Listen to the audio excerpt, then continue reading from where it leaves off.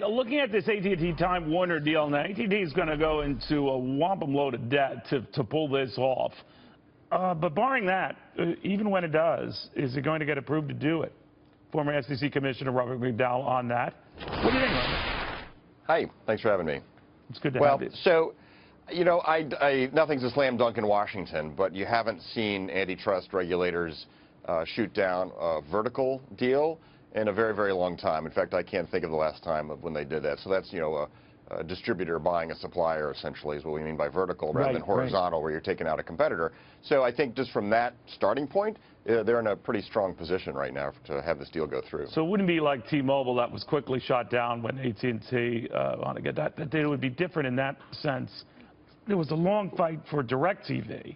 But again, this one, it's interesting that both Democrats and Republicans have raised concentration of power, a concentration of services. Donald Trump and Hillary Clinton. What do you make of that?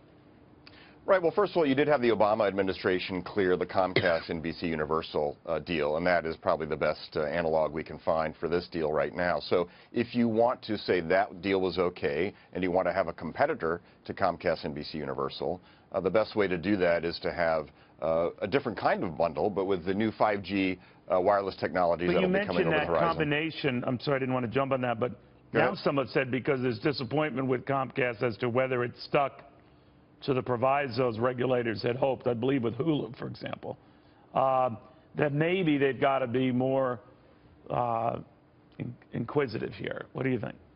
Right. Well, I mean, they're not going to unwind Comcast NBC Universal. So if you want to serve consumers, you try to promote competition in the marketplace, and that's going to be what do you do about content on mobile platforms. And again, it's a vertical deal, and it's hard to find how the Department of Justice can sue in court to block a vertical deal. That's very difficult, if not impossible, to do.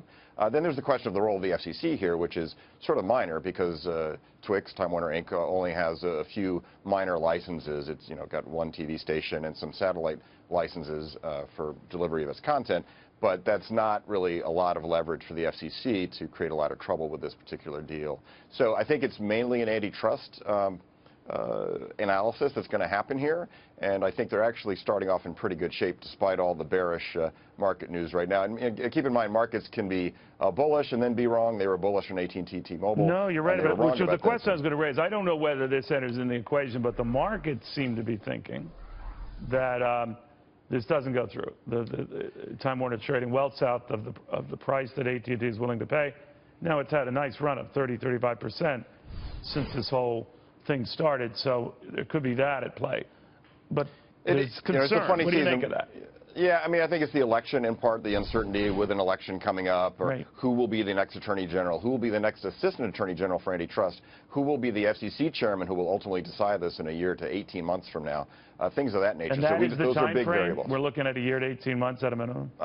I think so. I think the transition, even from Democrat to Democrat, just delays things, and it takes a long time. These are complex deals. The government, the regulators have to gather a lot of data, and it'll take a year to 18 months probably. Robert Mcdowell, thank you very, very much. Former FCC Commissioner.